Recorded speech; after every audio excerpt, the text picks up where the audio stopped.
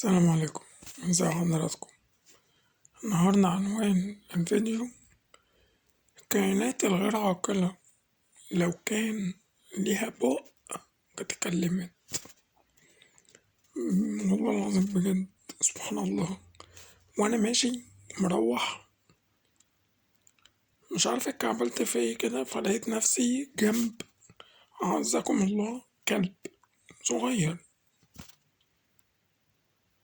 الكلب قاعد جنبي، تحس ان هو بيعيط، عايز يقول لي انا عايز اساعدك بس مش عارف.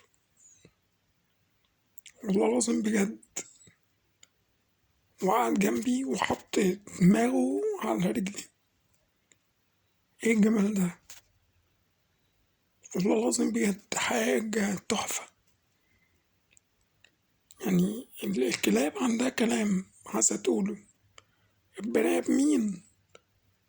بقول له واحد هات ايدك عشان اطلع على الرصيف، بيقول لي انا مالي. اللي يبص لي من فوق لتحت ويمشي. ليه يا جدعان تعملوا كده ليه؟ قول الحمد لله ان ربنا ميزك في احسن حال واحسن صورة. غيرك بيعاني بس عنده كلمة الحمد لله فوق كل شيء.